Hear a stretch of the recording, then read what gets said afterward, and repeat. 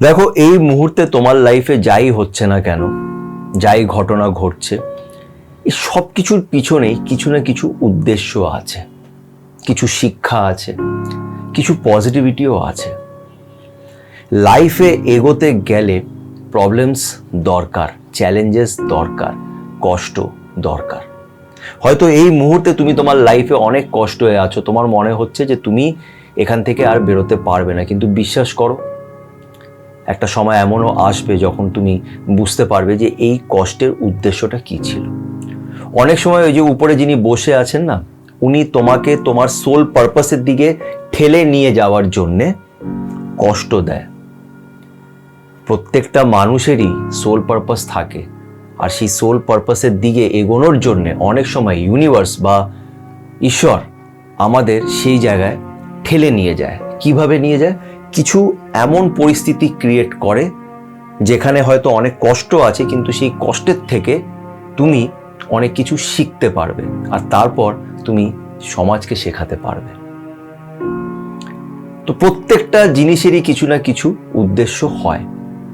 আজকে এমনই একটা গল্প তোমাদের সাথে আমি শেয়ার করব, যেটা এটা প্রমাণ করে দেয় যে প্রত্যেকটা মানুষেরই একটা সোল পারপাস আছে, আর সেটাকে পুরো করবার জন্যে অনেক সময় আমাদের কষ্টের মধ্যে দিয়ে যেতে হয়। আজকের এই গল্পটা খুব সুন্দর একটা গল্প। এই গল্পটাকে এন্ড অবধি শুনো, আশা করছি তোমাদের ভালো লাগবে। আরও একটা ছোট রিকোয়েস্ট করবো, যারা যারা এখন পর্যন্ত আমার চ্যানেল সাথে সুমন্তকে সাবস্ক্রাইব করনি, তারা প্লিজ একটু আমার চ্যানেলটাকে সাবস্ক্রাইব করে দিও, এতে আমি অনেক মোটিভেশন পাবো। তো চলো, আর সময় নষ্ট না করে আজকের এই গল্পটা শুরু করা যাক। দেখো, আমাদের লাইফটা না একটা গল্পের বইয়ের মতন, আর এই গল্পের বইয়ে অনেকগুলি অধ্যায় আছে। একটি নতুন অধ্যায় শুরু করবার জন্য অনেক সময় আগের অধ্যায়টাকে শেষ করা দরকার। লাস্ট চ্যাপ্টারটা শেষ করার পরেই আমরা নতুন চ্যাপ্টারে যেতে পারি। হয়তো তোমার গল্পের মধ্যে একটা অধ্যায়, একটা চ্যাপ্টার অতটা ভালো লাগলো না, বাট দ্যাট ডাজন্ট মিন যে পুরো গল্পের বইটাই খারাপ। এরপরে একটা নতুন অধ্যায় শুরু হবে, একটা নতুন চ্যাপ্টার শুরু হবে, আর সেটা ভালো হতে পারে। আজকের গল্পটা অনেকটা এরকমই। একটি ছেলে আমাকে কন্ট্যাক্ট করেছিল, আর আমার এই গল্পটা খুব ডিফারেন্ট লাগলো আর খুব ভালো লাগলো। এই ছেলেটি একটা মেয়েকে ভালোবাসতো, মেয়েটাও ছেলেটাকে ভালোবাসতো। দুজনে লিভ ইন রিলেশনশিপে ছিল, মানে তারা একটা বাড়ি ভাড়া করে তারা একসাথে থাকতো। 2 বছরে তাদের সম্পর্ক, তারা 2 বছর একসাথে বলতে পারে একটা সংসারের মতন করে ছিল। বিয়ে করেনি, বাট লিভ ইন রিলেশনশিপে ছিল। দেন আস্তে আস্তে তাদের মধ্যে প্রবলেমস শুরু হলো। ছেলেটা ডাউট হতো যে মেয়েটা হয়তো অন্য কাউকে পছন্দ করে। ছেলেটা যখন আমাকে কন্ট্যাক্ট করেছিল তখন ওইটা শিওর ছিল না যে ও অন্য কাউকেই করে না করে, বাট তাদের মধ্যে একটা ব্রেকআপ হয়েছে। মানে 2 বছর বাদ থেকে হঠাৎ করে মেয়েটার বিহেভিয়ারে চেঞ্জ আসতে শুরু করলো। মেয়েটা ছেলের সাথে কথা বলা কমিয়ে দিল। অনেকদিনও বাড়িতে আসতো না, বলতো আমি নিজের বাড়ি যাচ্ছি। তো তারা আলাদা আলাদা অফিসে কাজ করতো। তো ছেলেটা ডাউট হচ্ছিল যে ওর অফিসেই কোনো একজন কাউকে হয়তো ওর পছন্দ হয়েছে, বা হয়তো অন্য কারোর সাথে রিলেশনশিপে আছে। কেন কি, এটা বোঝা যায় যখন কেউ তোমাকে ভালোবাসে না আগের মতন, তখন তুমি বুঝতে পারবে, তোমার মন তোমাকে বলে দেবে। বলো, দাদা অনেকগুলি বিহেভিয়ার খুব অদ্ভুত ছিল। ও ঠিক করে আমার সাথে কথা বলতো না, প্রায় দিন বাড়ি আসতো না। আগে যেরকম আমরা এসে সাথে মিলে রান্না করতাম, সেগুলোতেও ওর আর ইন্টারেস্ট ছিল না। ও অর্ডার করে নিত খাবার। অনেক সময় ও আগে বাড়ি চলে আসতো, আমরা একসাথেই অফিস থেকে ফিরতাম, বিকজ আমাদের অফিস মানে অনেকটা কাছাকাছি। ও আগেই বাড়ি ফিরে গেল, রান্না করো, নিজেই রান্না করে নিজে খেয়ে নিত অনেক সময়। তো বিহেভিয়ারটা খুব অকওয়ার্ড হতে শুরু করলো। ছেলেটার খুব কষ্ট হতে শুরু করলো। ছেলেটার সাথে খোলাখুলি কথা বলার চেষ্টা করলো, কিন্তু মেয়েটা রাজি হলো না। মানে মেয়েটা বলল যে আমি আর এই রিলেশনশিপে থাকতে চাই না, আমার মনে হয় না আমরা খুব একটা এগোতে পারবো। ছেলেটা বারবার জিজ্ঞেস করলো তোমার কি অন্য কাউকে ভালো লাগে কিনা। মেয়েটা মানা করে দিল পরিষ্কার যে না, অন্য কাউকে ভালো লাগে না, বাট আমার রিলেশনশিপে আমি কন্টিনিউ করতে চাইছি না। যাই হোক, তো ছেলেটা বলছে যে একদিন মেয়েটা নিজের সব জিনিসপত্র নিয়ে প্যাক করে আস্তে আস্তে এখান থেকেও সরে গেল। এবার খুব খারাপ লাগতো, ছেলেটা বলছিল যে বাড়ির থেকে চলে যাওয়ার পরও 2-3 দিন পরে আমাকে আবার কল করে বললো যে শোনো, আমার ওই জিনিসগুলো রাখা আছে, ওইগুলো একটুখানি তুমি পার্সেল করে দাও, আমাকে পাঠিয়ে দাও, আমি আর যেতে পারছি না ওখানে। মানে বাড়িতে এসে যে জিনিসগুলো নেবে সেটাও আর করেনি। তো ছেলেটার খুব হার্ট ব্রেক হলো, খুব কষ্ট হলো, কারণ ছেলেটা বলছিল যে দাদা, ও আমার অ্যাকচুয়ালি দেখতে গেলে আমার ফার্স্ট গার্লফ্রেন্ড, আর মানে আমি ওকেই বিয়ে করব এটাই আমি ভেবে রেখেছিলাম, এবং খুব স্বপ্নের সাথে, খুব আনন্দের সাথে আমি এই ঘরটা ভাড়া নিয়েছিলাম। এই ঘরটার মধ্যে আমাদের অনেক স্মৃতি আছে, একসাথে রান্নাঘর পাতা, প্রথম এই ইলেকট্রিক চুল্লিতে রান্না করা, সাথে মিলে রান্না করা, ইউটিউব থেকে ভিডিওস দেখে দেখে রান্না শেখা, রান্না করা, ঘর গোছানো, ঘর সাজানো। ও কিছু না কিছু জিনিস কিনে আনতো, আমরা সাজাতাম, অনেক কিছু অনলাইন কিনে আমরা ওয়ালটাকে ডেকোরেট করেছিলাম। তো অনেক স্মৃতি আছে ঘরটার মধ্যে। যখনই যেতাম বা ঢুকি তখন এই ঘরের দেয়ালটা, যেই দেয়ালটাকে আমরা সাজিয়েছি, সাথে মিলে সাজিয়েছি, একসাথে ধরে সেটাকে সাজিয়েছি, লাইটসগুলো লাগিয়েছি, ওইগুলো দেখলে খুব খারাপ লাগে। কেন 2 বছর শুনতে মনে হয় 2 বছর শুধুমাত্র, কিন্তু এই 2 বছরে অনেক স্মৃতি আছে, অনেক মেমোরিজ আছে যেগুলো সত্যি ভোলা যায় না। একটা বিষয় কি জানো তো, মানে যে ছেড়ে চলে যায় সে কিন্তু এই জায়গাটাকে ছেড়ে অন্য জায়গায় চলে যাচ্ছে, নতুন একটা জায়গায় যাচ্ছে। ও সেই পুরোনো জায়গাটা যেখানে তারা একসাথে ছিল সেটা কিন্তু চোখে দেখতে পারছে না, ও সেই জায়গাটা ছেড়ে চলে গেছে। কিন্তু যে ওই জায়গাটাই আছে, যে ওখানেই থেকে গেছে, তার কিন্তু খুব কষ্ট হয়, বিকজ তার সামনে সেই স্মৃতিগুলো ভেসে ওঠে। ওরা দাদা, আমি ভেবেছি যে আমি ঘরটা ছেড়ে দেবো, কিন্তু এক তো এই ঘরটা খুব ভালো একটা পজিশনে ছিল, আমার অফিসের অনেক কাছে, খুব মানে ল্যান্ডলর্ডও খুব ভালো, কম রেন্টে পেয়ে গেছি, ঘরটাও খুব সুন্দর। আর সব থেকে বড় ব্যাপার, ঘরটা ছেড়ে দেওয়ার সাহস হচ্ছিল না, বিকজ ওই ঘরটায় মানে আমার ওকে নিয়ে যে স্মৃতিগুলো আছে সেগুলোর থেকে আমি বেরোতে পারছিলাম না, আমার ছাড়ার সাহসই হচ্ছিল না। আমি এটা মেনে নিতে পারছিলাম না যে আমাদের ব্রেকআপ হয়ে গেছে, এটাই রিয়ালিটি, আমরা আর সাথে থাকতে পারবো না বা থাকবো না, এটাকে মেনে নিতে পারছিলাম না। তো ছেলেটা ওই ঘরের মধ্যেই থেকে গেল, আজও ওই বাড়িতেই আছে। বললো দাদা, কিন্তু আমি হয়তো নিজের লাইফে কিছু ভালো কর্ম করেছিলাম, যার ফলে ইউনিভার্স বা ঈশ্বর আমাকে এই কষ্টের থেকে বার করেছে। আর কিভাবে বার করেছে সেটাই হচ্ছে আজকের গল্প। যেটা বললাম আমি প্রথমেই, যে অনেক সময় আমাদের সোল পারপাসের দিকে ইউনিভার্স আমাদের ঠেলে নিয়ে যায়, আর এই নিয়ে যাওয়ার এই যে প্রসেসটা আছে এখানে অনেক কষ্ট থাকে। তো ছেলেটা অনেক কষ্ট পেয়েছিল। তো সেটা বললো, আমি অফিস থেকে আমার বাড়িতে না ফিরতে আমার ইচ্ছে করতো না। তো আমি ওখানে, আমাদের বাড়ির ওখানে একটা লেকের ধার আছে, ওখানে আমি গিয়ে বেশিরভাগ টাইম ওখানে বসে থাকতাম, বসে বসে একটু গান শুনতাম, একটু চা খেতাম। তো এমনই একটা দিন ও ওই লেকের মধ্যে গিয়ে বসেছিল।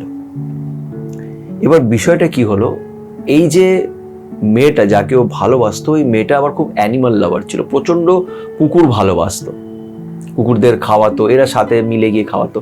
তো ছেলেটার খুব একটা ইন্টারেস্ট লাগতো না, ছেলেটা বলতো যে আরে তুই ছাড় না বাবা, পরে খাওয়াস, চল। তুই মেয়েটা একেও নিয়ে টেনে নিয়ে যেত যে তুইও চল আমার সাথে। পাড়ায় কুকুর, কিছু কুকুরকে রোজ খাবার দিত, এটা মেয়েটা করতো, মেয়েটা খুব ভালো লাগতো। তো ছেলেটার তো অ্যানিমালস নিয়ে কোনো লেনাদেনা ছিল না, ও মানে ওরকম পছন্দেরও কোনো ব্যাপার ছিল না। কিন্তু মেয়েটা যেহেতু করতো, ও কি করবে, মেয়েটা বলছে তো ও সাথে সাথে যেত, কিন্তু ওর ইচ্ছে করতো না, খুব ইরিটেট হয়ে যেত। ও বলতো মেয়েটাকে যে তুই ছাড় না বাবা, চল না, এরকম। তো এবার ও সেদিন দেখলো লেকের ধারের ওখানে একটা ছোট্ট কুকুরের বাচ্চা এদিক ওদিক করে না ঘুরে বেড়াচ্ছে, এর কুই কুই কুই কুই করছিল, হয়তো নিজের মাকে খুঁজছে বা কিছু। তো ছেলেটার নজর ওর দিকে পড়লো, কুকুরের বাচ্চাটার দিকে পড়লো, কিন্তু ও সেটাকে আবার অ্যাভয়েড করে ও নিজের মতন ওই করতে লাগলো। তারপর আবার দেখছে যে কুকুরটা না এরকম ঝোপঝাপ দিয়ে সাইডে এরকম রাস্তার দিকে যাচ্ছে, বাচ্চা কুকুর কুই কুই কুই কুই করছে, খুব ছোট বাচ্চা। তো ছেলেটার হঠাৎ করে নিজের এই গার্লফ্রেন্ডের কথা মনে পড়ে গেল। তো ছেলেটা বলছিল, দাদা আমার হঠাৎ করে ওর কথা মানে খুব ডিপলি মনে করছিল। সেটা বলছিল যে দাদা, ও আমার সাথে শেষের দিকে সত্যি খারাপ ব্যবহার করেছে, কিন্তু ওর সাথে আমি খুব ভালো সময়ও কাটিয়েছি, ও আমাকে অনেক খুশিও দিয়েছে। তো আমার হঠাৎ করে মনে হলো যে এই কুকুরের বাচ্চাটাকে একটা বিস্কুট খাওয়াই, কেন ও থাকলে নিশ্চয়ই এটা খাওয়াতো। তো ছেলেটা উঠে গেল, কুকুরটার পিছন পিছন গেল, কুকুরটা দেখছে মেইন রোডের দিকে চলে যাচ্ছে। তো একটা ওখান থেকে পাশে একটা বিস্কুট কিনে কুকুরটাকে সাইডে এনে ওকে বিস্কুট খাওয়ালো। কুকুরটা খপ করে বিস্কুটটা খেয়ে নিল। খেয়ে এবার ছেলেটা প্যান্টটা টানতে লাগলো। এবার ছেলেটা ভাবছে যে তো ছাড়ছে না ওকে, ও কি করলো, আরেকটা বিস্কুট এনে ওকে খাওয়ালো। কুকুরটা ওটাও খেয়ে নিল। এবার কুকুরটাকে ও সাইডে একটা জায়গায় রেখে ও হেঁটে চলে যাচ্ছে, কুকুরটার পিছন পিছন পিছন যেতে শুরু করেছে। এটাই কুকুর এরকম একটা প্রাণী না, মানে কি বলবো, আমি জানি আর বুঝি এই ব্যাপারটা। তো যাই হোক, তো পিছন পিছন যেতে শুরু করলো। ছেলেটা কিছুতেই ওকে আর অ্যাভয়েড করতে পারছে না, ইগনোর করতে পারছে না। তো কি করবে ছেলেটা, বা কুকুরটাও কুই কুই কুই করছে, যখনই ওকে দেখছে প্যান্টটা ধরে টানছে। সেটা আর ভাবছে যে একে তো কিছুতেই সাইডে রেখে যাওয়া যাচ্ছে না, রাস্তার এখানে রিস্কও আছে, যদি কোনো গাড়ি ফাড়ি এই করে দেয়। আর সেটা ভাবছে যে আমি যদি কালকে সকালে যখন যাই অফিসে, যখন দেখি যদি কুকুরটা এখানে সাইডে কোথাও কোনো গাড়ি ফাড়ি ধাক্কা দিয়েছে, তাহলে ও সেটা সহ্য করতে পারবে না। কেন হঠাৎ ও বলছে আমি কুকুরটার মধ্যে না হঠাৎ করে মানে আমার মনে হচ্ছে যে মানে আমার গার্লফ্রেন্ড হয়তো কষ্ট হয়ে আছে, এরকম একটা ব্যাপার। তো কি করলো, কুকুরটাকে ও কোলে করে নিজের সাথে বাড়িতেই নিয়ে গেল। একটু যাওয়ার সময় একটু দুধের প্যাকেট কিনলো, ওকে একটু দুধ খাওয়ালো বাড়িতে। বলে দাদা ওকে যখন বাড়িতে নিয়ে এলাম, তারপরের দিন ওকে বাড়িতে রেখেই আমি কাজে গেছি। ও নিজের মতন সব বাড়িতে সব ছিঁড়ে ফিরে রেখে দিয়েছে, বললো মোজা টোজা সব এদিক ওদিক ছিঁড়ে রেখে দিয়েছে। বললো এসে তারপরে যখন বাড়িতে ওকে দেখলাম সব ছিঁড়ে ফিরে গেছে, আমার হাসি পাচ্ছিল। আর ঘরটার মধ্যেও না মানে এই যে একটা একা একা ব্যাপার ছিল, এতদিন ধরে ঘরটা বন্ধ, কেউ নেই, মানে আমি একা থাকছি আসছি। তো ওকে নিয়ে আমি একটু এঙ্গেজ হয়ে গেলাম, ওকে কিভাবে রাখবো, কি করব, কিভাবে খাওয়াবো, এই ওই সেই। আর ওর একটা বন্ধুও আছে ছেলেটার, যে এরকম ওই কুকুর ফুকুর বোধহয় বাড়িতে রাখে বা সামথিং কিছু এরকম একটা করে, ওই বললো। তো ও বললো আমি নিজের বন্ধুটাকে ফোন করলাম, বলে দেখ আমি অফিসে যাচ্ছি, ও তো ঘরে সব ছিঁড়ে ফেলে রেখে দিচ্ছে, আর এই কুকুরটাকে আমি চাই যাতে ও সেফ থাকুক, তো তুই কি একে নিজে এখানে রাখতে পারবি? তো সেটা বললো হ্যাঁ, সকালবেলাটা আমি রেখে দেবো, বিকেলে এলে পরে তুই ওকে নিয়ে আবার চলে আসিস। বলে এবার আমার মাইন্ডটা না সম্পূর্ণ শিফট হয়ে গেল ওই কুকুরের দিকে, যে কুকুরটাকে আমি কি করে রাখবো, কি করে সামলাবো, ও কি খাবে কি না কি করবে, এই নিয়ে আমি চলতে থাকলাম। আর আস্তে আস্তে আস্তে আস্তে কি হলো, ওর মাথার থেকে না এই মেয়ের ব্যাপারটা, মানে মেয়েটাকে নিয়ে যে কষ্টটা ছিল বা যে নেগেটিভিটি গুলো ছিল, ওইগুলো আস্তে আস্তে যেতে শুরু করলো, ওই কুকুরটাকে নিয়ে যুক্ত হয়ে গেল। ইভেন তারপর থেকে ও কিছু সপ্তাহ পর থেকে না বাইরে যে রাস্তার কুকুরগুলো যাকে মেয়েটা খাওয়াতো, ও তাদের খুঁজে খুঁজে তাদেরও খাওয়াতে শুরু করলো। বলে দাদা এই করতে করতে করতে করতে আজ 6 মাস হয়ে গেছে, এই কুকুরটাও বড় হয়ে গেছে, এখন আমার বাড়ির একটা সদস্য। আমার মাকেও নিয়ে এনে আমি মাঝে মাঝে এখানে রাখি, মা ওকে খুব ভালোবাসে, আদর করে। আর আমি আমার ওই বন্ধু যে অলরেডি কুকুরের এইগুলো করে, তাদের সাথে যুক্ত হয়েছি। আর বলে আমি বিশ্বাস করতে পারছি না যে আমি এত কুকুর ভালোবাসতে লেগেছি। যেখানেই আমি কুকুর দেখি, যদি কারো ট্রিটমেন্ট করতে হয় সেটাও করার চেষ্টা করি। ওই একটা স্প্রে নাকি একটাও কিনে রেখেছে, আমাকে বলছিল। তো এই জিনিসগুলো করতে শুরু করেছি। বলে আমার খুব ইচ্ছে আছে পরবর্তীকালে কিছু বড় এনজিওর সাথে যুক্ত হওয়া, যারা এই অ্যানিমালস নিয়ে ওই করে। বলে আমার হঠাৎ ভেতর থেকে মানে ও বলছে যে আমি যে কোথায় ছিলাম এতদিন আমি জানি না, আমার কি করে আমার কুকুরের প্রতি এত ভালোবাসা হয়ে গেল। আর শুধুমাত্র এখন কুকুর না, আমি সব অ্যানিমালসদেরই প্রোটেক্ট করতে চাই, তাদের বাঁচাতে চাই, তাদের জন্য আমার ভেতর একটা ইমোশনস জেগে উঠেছে। তো হয়তো এই কুকুরের ভাগ্যে এই ছেলেটা লেখা ছিল। আর একটা জিনিস কি বলতো, মানে আমি বলি না যে সোলমেট যে কেউ হতে পারে। সোলমেটের মানে এটা নয় যে শুধুমাত্র একটা মানুষ হবে বা তোমার গার্লফ্রেন্ড বা বয়ফ্রেন্ডই তোমার সোলমেট হবে, তোমার মা বাবা বন্ধু বান্ধব, ইভেন একটা প্রাণী, একটা অ্যানিমালও তোমার সোলমেট হতে পারে। বিকজ ও এই জন্মে অ্যানিমাল হয়েছে, কিন্তু ওর আত্মাটা হয়তো এই জন্মে কুকুর, পরের জন্মে তো অন্য কোনো শরীর সে ধারণ করবে। আত্মাটা আত্মাই, আর সোল আমাদের কানেক্টেড থাকে। ওই মেয়েটা যদি ওর জীবনে না আসতো, এই কষ্টটা যদি ও না পেতো, তাহলে হয়তো ওই কুকুরটা এর বাড়িতে আসতে পারতো না। কুকুরটা হয়তো রাস্তায় কোথাও হারিয়ে যেত, বা হয়তো ওর কিছু একটা হয়ে যেতে পারতো। সব জিনিসেরই কিছু না কিছু উদ্দেশ্য থাকে, আর সেই উদ্দেশ্যটা পুরো করবার জন্য অনেক সময় আমাদের কষ্টের মধ্যে দিয়ে যেতে হয়। আজকে এই ছেলেটা কতগুলি কুকুরকে দেখাশোনা করে, এনজিওর সাথে যুক্ত হওয়ার কথা ভাবছে, ওর নিজের অনেকগুলি ইচ্ছে আছে, প্ল্যানস আছে যে ওই জিনিসগুলো করবে। তো সব কিছুরই কিছু না কিছু কারণ থাকে, তার উপরে বিশ্বাস রাখো, উনি তোমার লাইফটাকে সুন্দর করে সাজিয়ে দেবে, কোনো চিন্তা করতে হবে না। জাস্ট তার উপরে বিশ্বাস রেখে এগিয়ে যাও, আগে যাই হবে সেটা ভালো হবে।